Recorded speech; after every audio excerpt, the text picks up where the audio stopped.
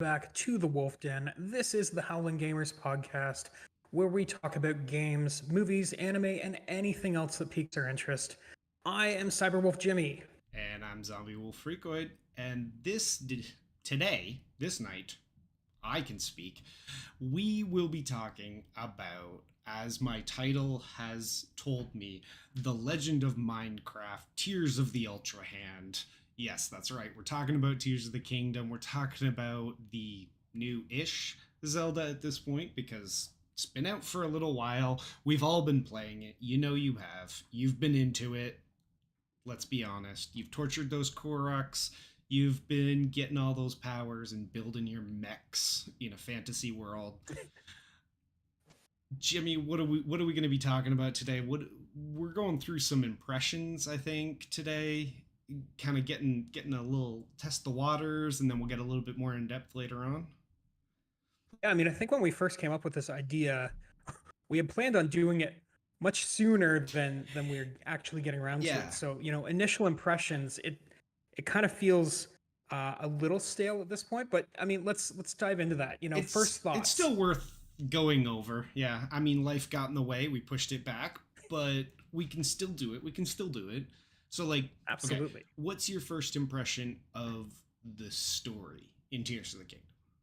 So I'm going to go back one step in. I watched the Treehouse special where they showed some of the gameplay. I had been radio dark on Tears of the Kingdom up until that point, and initial impressions from that perspective, I was very intrigued by it. It still had all the look and feel of Breath of the Wild, but I got a very, very intimate sense that they were going to bring a lot of Minecraft-ish style elements to things. Yeah. And I was excited to try that out. So that would be my initial impressions on sort of the where they were taking things. From the story, I have not gotten very far into it. I am one of those terrible people with all of these types of games where if they give me an open world to explore, I'm going to do absolutely everything I can before I progress the main story. Yeah, I mean, I'm exactly the same way. The difference is that I play the game and you don't have near as much time to do that. So I haven't played it in a couple of days at this point, but I am at the point where the only thing I have left to do basically is go and beat the final boss, aside from more side stuff. So I'm now at the point where in my mind I'm saying I'm going to do everything I can and everything I want to do in this world. And then when I finish that, I'm going to go beat the final boss, and then the game's over for me. I'm probably not going to pick it up again for a long time. So that's where I am. Fair. So I have almost the complete story, barring the ending. Awesome. So I've got a much more complete picture than you in terms of story-wise, but other than that, we're in the same boat. Story-wise, my initial impressions have been, it's a story. I mean, it exists so that they can put me into a world and I get to play around with toys. Yeah. Is it anything to write home about? No. It's not really all that. There's a couple of pieces where I was like, ooh, that's interesting. I'm interested to see what they do with that. It lasted about 5 minutes of that before they told me the answer, and I went, oh, okay. It's not, I mean, it's a Zelda story. Aside from some of the earlier ones where they actually cared about storytelling, they haven't really been anything to write home about for 20 years. So, yeah, I guess that's probably true. Yeah, so it follows that same trend. It's a wonderful game. Story's not really the reason you're here.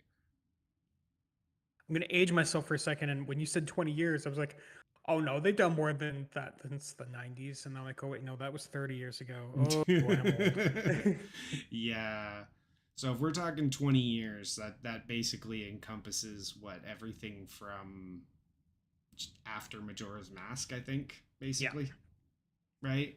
And it's after that, what did they really, I guess one could argue things like Spirit Tracks and that sort of stuff, but even then. I think I have a couple people who would argue Twilight Princess. Yeah, but we don't talk to those people, so... You're talking to me right now. Yeah, but... I know I'm a disappointment. We make a special condition for you, okay? That's fair. Gameplay. So we talked about story. What were your first thoughts on gameplay? Oh, I absolutely loved it. Like the first moment that they really gave me agency within the game, I was like, okay, I'm loving this because it's Breath of the Wild again in terms of running around the world and movement and all of that sort of stuff, which I loved. They did a great job with it. It felt right. It felt good. And then the powers, which in the last game were what you had access from the tablet, and now they're different. They just gave you different powers basically, and I'm like, oh, okay. Like I have just a new set of tools in a slightly redone world map that's basically the same as the previous game with all the same elements that I've loved in essence. I'm like, okay, I'm down for this. Like this is what I want from essentially a sequel game. Yeah, I mean, for me, they fixed one of the biggest things I complained about, but not the way I intended them to fix it. And you know this is because I've complained about it constantly. Breath of the Wild, the one thing I would have loved is if they gave you the ability to repair gear.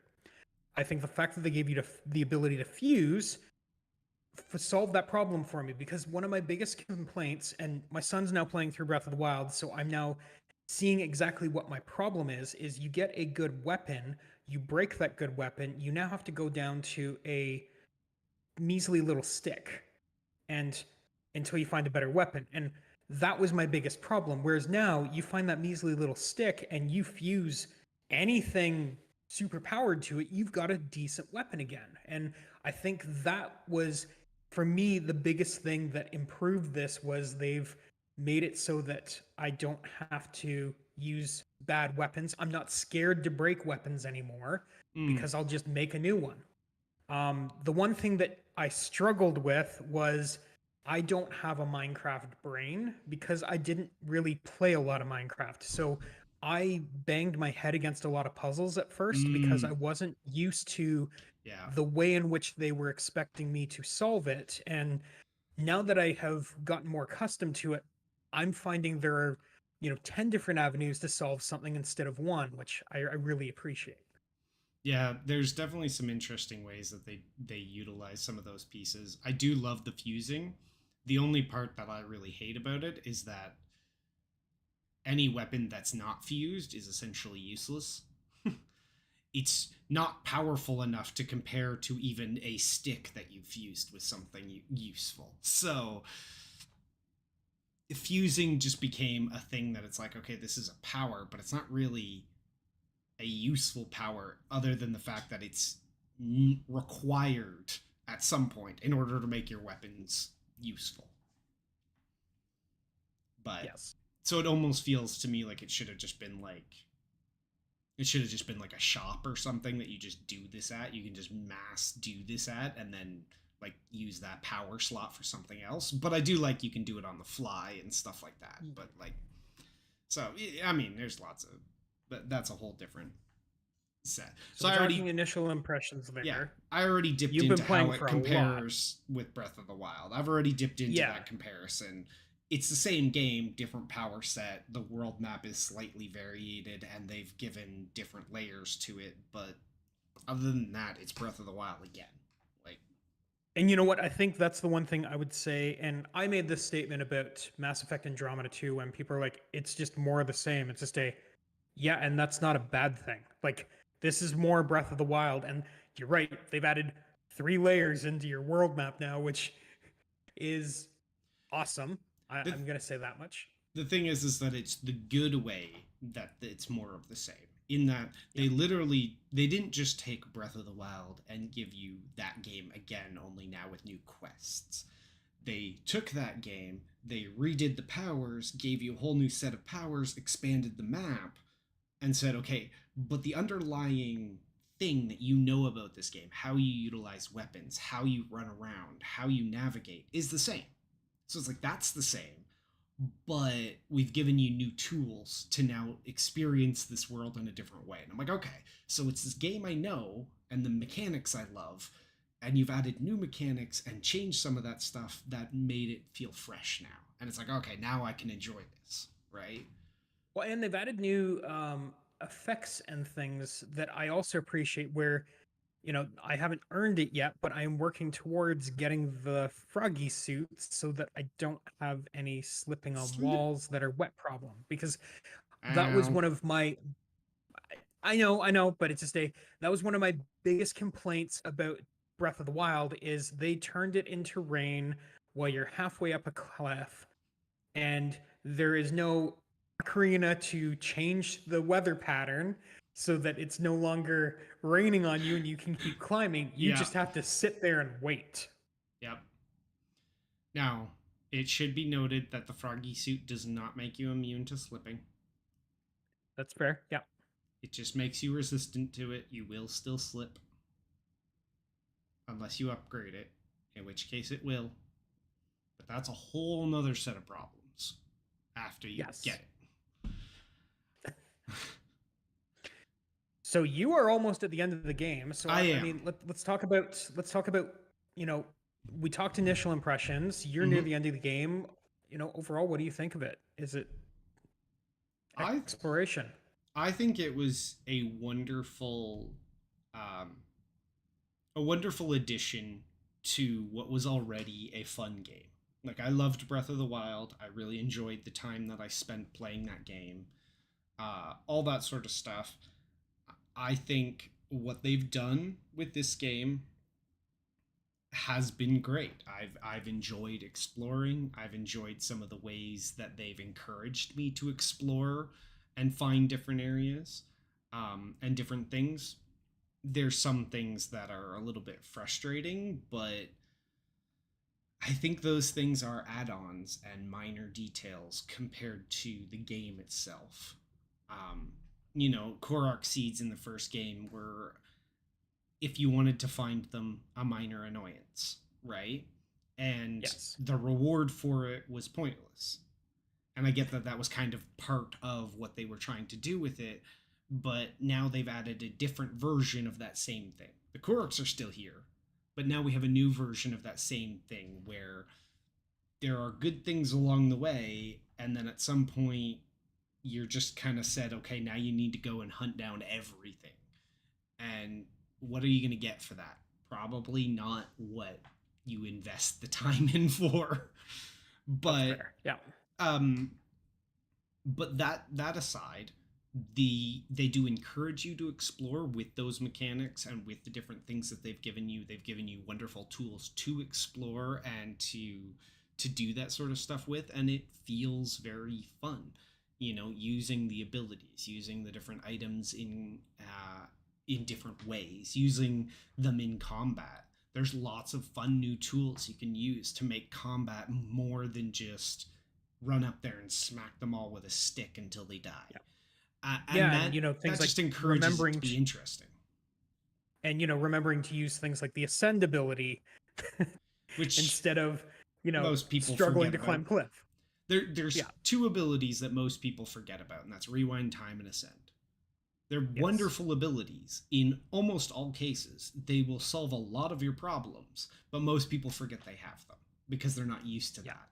They're used to, okay, I can levitate objects and stuff like that. And it's like, yeah, but no, you can literally just rewind time and kill them all with that. Yes. Um, so there's things like that. But the other part that I really wanted to talk about with regards to my impressions of the game after getting really into it is the shrines. So in the previous game, there were some very wonderful shrines, and some of their puzzle design was fantastic. There was also some really bad shrines that were just murder this thing, and there were a lot of them. And I understand why they did it. It was a scope thing, right? You can only design so many puzzles when you're building an open world from the ground up, right? Like that's fair. I get it. I'm not trying to criticize what it took to achieve what they did. That being said, Tears of the Kingdom is an opportunity for them to expand upon that, and they really did, because there are very few shrines that are just smack a thing with a stick and win. There are a lot of shrines where you have to figure out how to do it, and there are some that are easy. There are some that are not easy. There are some that are basically impossible because they never really tell you how to do it. and that can be frustrating.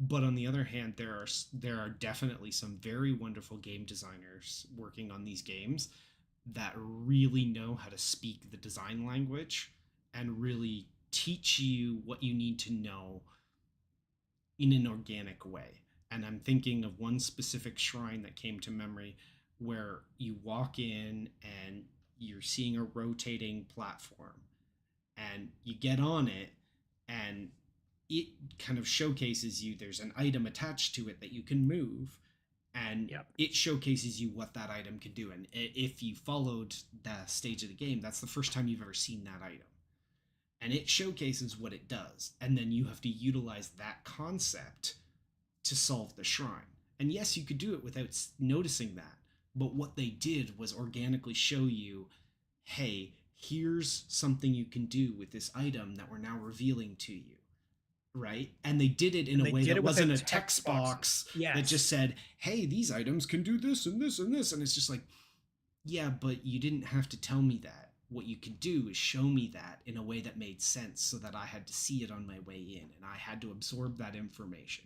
And it really makes it feel nice, and it makes it feel like I accomplished something by seeing the solution and solving the puzzle, but also you did the heavy work to show me what you wanted, right? And it's just great design language. I love it. They have some great designers there. They also have some people who just went, here's an impossible challenge, and I hope you know how to do 3D physics with spherical objects in a way that works with an incline ramp and hitting a button that's 70 feet over there. If you can do that, then you can solve this shrine. But if you're not a physicist who knows how to do those sorts of things, you will have no idea how to solve this puzzle. Yeah. Speaking to your whole just going and smacking things with a stick, that is the one thing I did appreciate that they included is the proving grounds. As much as those shrines frustrated me, I liked that they forced you to use a limited set of inventory. Like it wasn't one of those things where, oh, I'll just go in with, my massive hammer and, this other thing and I'll just destroy everything. No, you're given a limited amount of tools to complete it, and so you have to use things sparingly and really strategize about how you're going to tackle it. Oh, I agree. And it was a thing that they carried over from Breath of the Wild, right? They had the Proving Ground Island in the previous one, but a lot of people were Which was an frustrated. expansion, right? No, no, that was the original. The Master Sword Oh, was the really? expansion. Okay. The Master Sword was the Oh, right. expansion Yeah. thing. The Master Sword Trials, sorry. Um, but the island was part of it. But the thing is that I know that there was a lot of people who were frustrated because it was an entire island. So once you got onto it, you were locked into doing that island, and it was a lot, right? Like there was a lot that you had to dedicate to that. And it felt kind of out of place in that sense. But now you have these bite-sized shrines where it's the same concept, but they can really massage it, but they also can say like, okay, you have a limited set that you're going to be in here for, and you can leave whenever you want and just come back later, right? Like it's not that big of a deal. So it's like, and there's a few of these, so it's like, go find them, have fun with that. And I really do agree that's a wonderful way to do that same concept, but in a way that's much more palatable to a lot of people. Yes. Right. And there are shrines that are smack things with a stick. But the wonderful part about that is that aside from obviously the tutorial ones where they teach you how to do something, which was utterly ridiculous. It was really funny because I found one of them like much later on in the game and I was like, you don't need to teach me how to use a shield. I have 25 hearts. Like, what do you... Yeah, at the same time, though, I feel like they should have done a better job of making those ones a little more obvious because those were clearly intended for people who didn't play Breath of the Wild. And they wanted to give them the opportunity to learn the various skills that they taught you in Breath of the Wild I'm pretty sure those were a part of the Great Plateau and I feel like it should have been part of the, no? Well, okay, I guess there was a little bit more of a tutorialization on in Breath of the Wild. They weren't. Yeah, and I feel like they should have put those shrines on the, what was it, the Greater Sky Island? Yeah. if they put those as sort of things there, I know they had to sort of teach you your powers, but it's one of those things where I feel like they could have done a better job of really guiding you to those ones first so that you saw them immediately.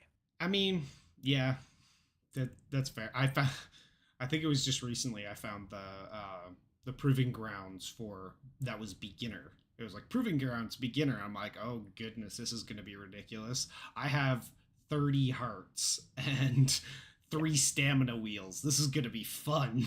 Like, Yeah. they clearly intended for me to get here way sooner than now. Yeah, I did that one with 4 hearts and 1 stamina wheel. It was challenging, A but I little did bit it. different, a little bit different. But yeah, there's some interesting things there. But where I was going with that is there are some things that are smack it with a stick that aren't the training grounds. The fun part about those is you don't even necessarily know that you're opening up a shrine until you get there, right? And then it ends up that actually going into the shrine is free. It just gives you the reward. It was getting through the boss and the other people on the way to it that was the challenge of Yeah. the shrine. But they did it in such an organic way that that's not necessarily what you think you're doing, right? So it's like Yes. you don't go into the shrine and then it's just a combat challenge. You do a bunch of combat because you're like, I'm looking around for the shrine, and then you find it. And it's like, oh, it's free. Oh, that was the challenge, getting here. Yeah. You know, and it's like, that's an organic way of doing a combat shrine that feels much better than walk into it and, oh, now I just have to defeat something and I get a reward. Yeah. So I love some of those things. There, like I said, there's some great designers over there. They've made some great decisions, and I absolutely love what they did with the game and the shrines. Well, and then when we talk about design, I mean, we have to go to the community next and talk about the fact that there are some absolutely insane people who have taken the tools that they've been provided and come up with, I don't even know how Crazy. to describe it, like crazy ideas that they've done. Oh, they built like straight up mechs and like space rockets and like it's utterly insane. And I mean that's why you called this Legend of Minecraft. Like it is that in the sense of they've given you tools and a physics simulator, and they basically said go do stuff. And people take that, and the creativity of human beings really shows in that, because they go, okay, you've given me a whole bunch of tools. How do I use this to do fun things? And not malicious, terrible things to the world, but just fun things. Aside from Koroks, but we all know they're evil, so it's okay to torture them. Yes. Nintendo has confirmed that the Koroks are pure evil, so it's okay to torture them. And I love that you're not joking on that either, which is No, that amazing. is a legitimate press release they did. I love it. I love that they engaged with the community in that way, because it's like, Yeah. look at what people have done with your tools. They built such creative things. Don't stifle that. Yeah. Let them be creative. Let them do these fun things, because it's so cool to see what people can come up with. One of the most interesting ones that I saw is someone trapped one of the lightning jellies Mm-hmm. and was using him as a battery. So Oh goodness. standing on top of the platform that he's on, it's trying to attack him, which is causing it to use lightning charges, which was what was powering, like he got it to a point where he's using enemies to power the vehicles He was instead literally, of yeah, he was literally powering his vehicle with enemies. Like that's some, oh, that's yeah, amazing. it's next level. Oh yeah, I saw people that built like trash compactors, basically with like the spikes on the inside and like Yeah, springs and stuff. So they were like trapping a lino in there and just smashing them with the spikes until they died. I like that idea. I might have to use that one myself. Yeah. So let's talk about what they're going to do next. And I'm talking about specifically with this game, Yep. and then where they're going to take the series from here. Because let's be honest, we both know, since we've seen most of Legend of Zelda, that each new game seems to change the timeline of where things begin.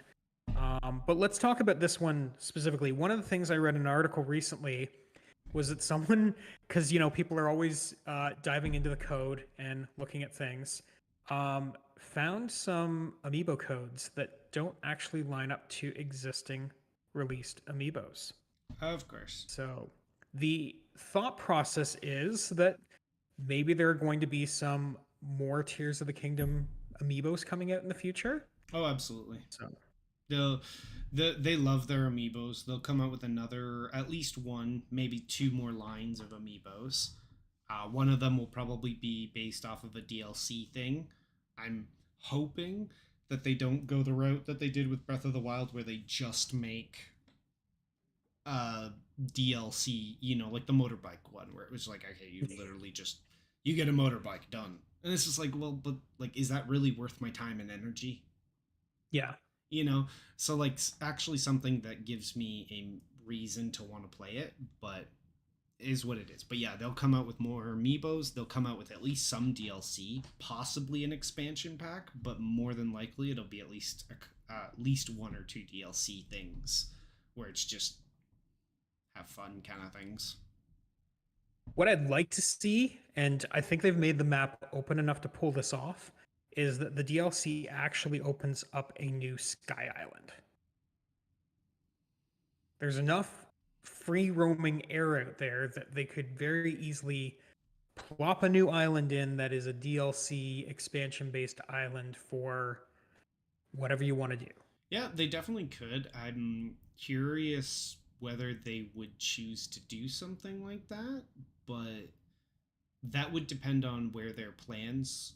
And I would imagine that if they did decide to do that, they would have already had to have planned that they were going to do that when they released Tears of the Kingdom. That's fair. Because their map is very thought out and very specific. So Yeah. I don't think after the fact they're going, oh, we'll just stick an island here. It's like, yeah, but that changes Yes. how all the other islands around it would potentially you get from one to the other. So we're not just going to stick an island in the middle of nowhere. Like, so they would have a reason for why it's there, or have already planned it into the base game that would happen. So, but it's definitely a possibility, and I don't disagree with you. There's lots of real estate for that option. So if they chose to go that route, that would definitely make a lot of sense, and it would be a lot of fun to just have something new up there. Yes. Yeah, I agree. So, because I made some notes and things. Do you expect that there may be more remakes or remasters coming in the near future?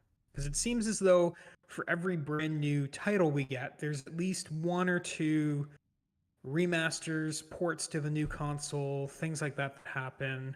Which was the last one they ported? Skyward Sword was the last one they Sword ported. was the last one, yeah. I have a feeling they may do one or two more, but I doubt they'll continue it for too long. Because they've ported pretty much everything over at this point. Like, almost everything has made its way to Switch and is playable native on the Switch. And Nintendo has said they don't really intend to navigate away from the Switch as a console. The one thing that I can see them potentially doing, which I would not be opposed to and would be very much in line with the way in which they have been doing things with the Switch, would be bringing Four Swords Adventure in. One of those games that's designed as a party game. Mm-hmm. I can see them doing that. Mm-hmm. The other one I can see them doing, just because I don't think it got near the attention, and I don't know that it had necessarily the audience that they were expecting for the 3DS, would be if they did a dual pack of releasing both Phantom Hourglass and Spirit Tracks together. Yeah. I don't. Yeah, I feel like they should, because they should definitely bring all of those over.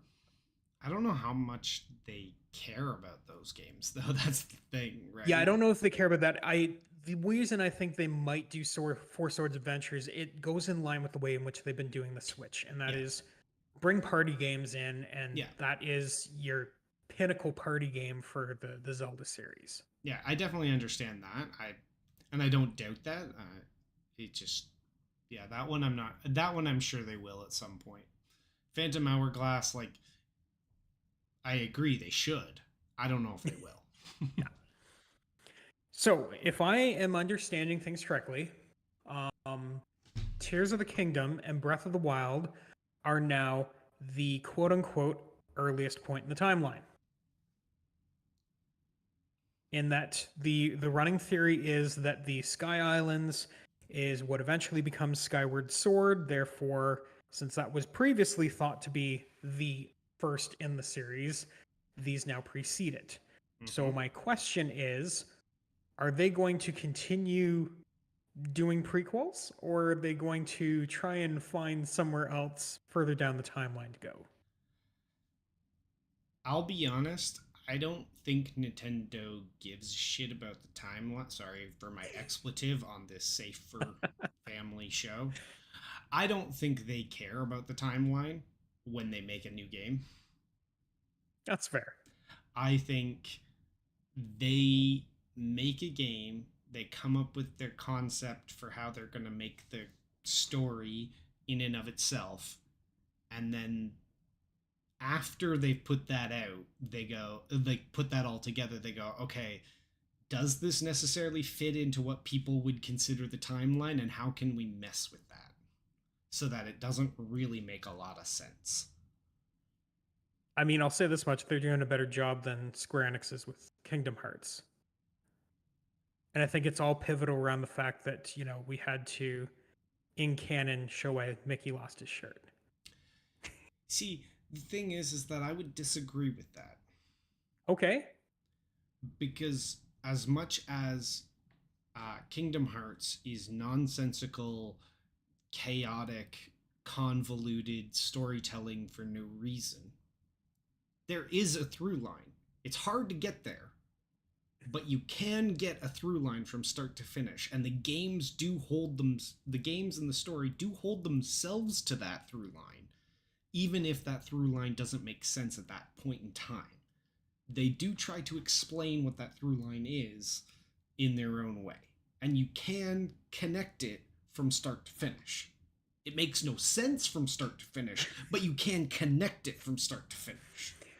We're going to have a longer discussion on that later, because I feel like Kingdom Hearts is an episode. Oh, it's definitely an episode in and of itself. Oh, we're doing Kingdom Hearts. It might be more than one, but let's be honest. At least one in and of itself. Yeah. But so that aside, I think the difference with Legend of Zelda is that there isn't a start to finish, and they never cared about it. And I don't think they currently care about it when they make a new game.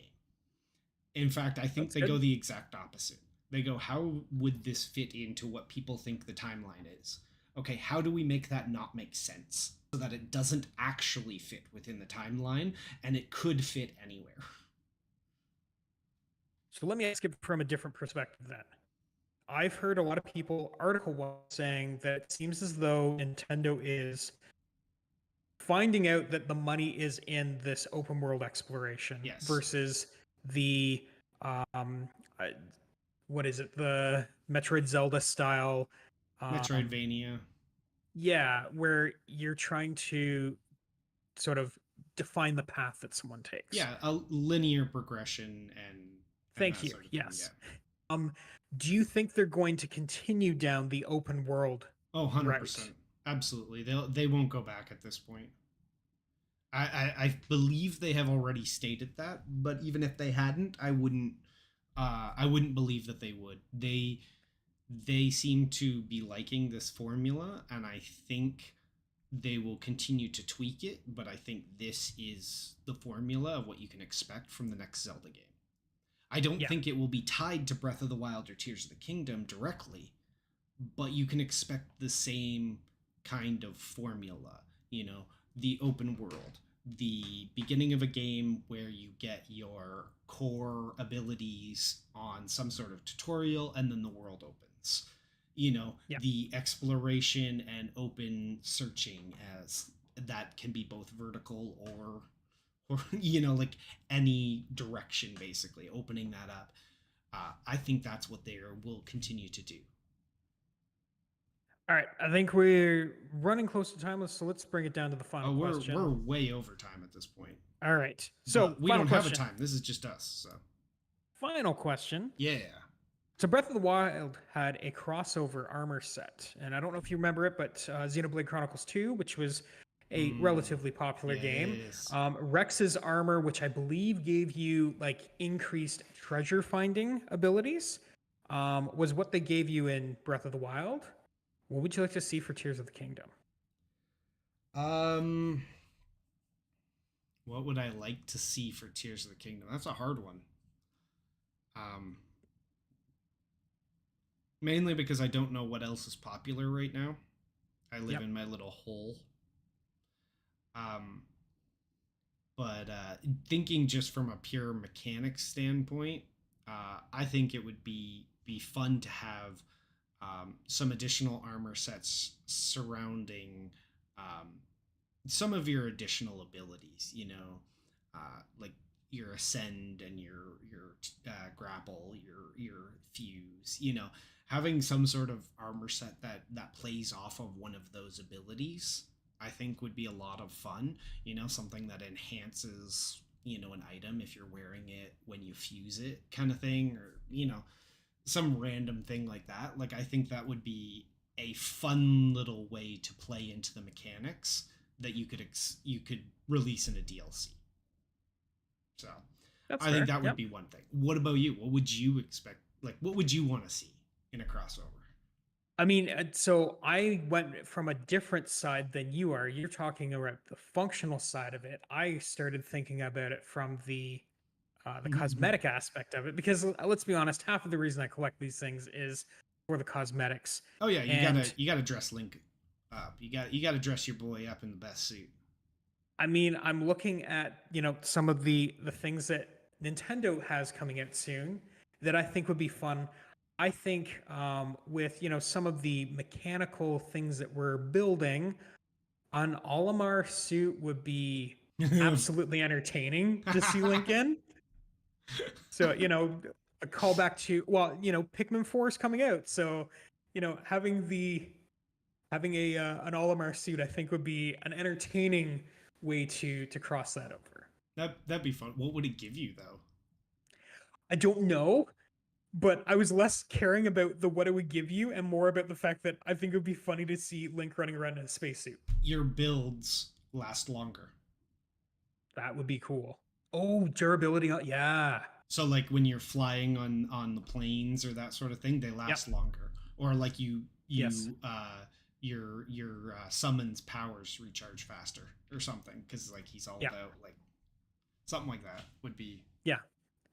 Anyway, I just I want to think see that Link in a would, that would be spacesuit. cool. Yeah. All Yeah, that would be right. fun. So I think we've come to the end of things. Where can you find us outside of this podcast, which is posted both to YouTube and on your various podcasting platforms? You can find either myself or both of us on Twitch at CyberWolfJimmy, where I am regularly doing charity streams for Extra Life. Yes, and we hope that you show up to support that because it's Extra Life and Sick Kids Foundation, wonderful charities. We like to support that, so it's a big thing that we like to support around here. But I mean, I think that's pretty much it for our episode today, right? Yeah, Legend of Minecraft. You got to go play Minecraft now. probably. Yeah, probably. Anyways, we will see you guys next week or the week after. Whenever we decide to do another episode, you will find us here. Look for your notifications, and we will see you then. Have a good night.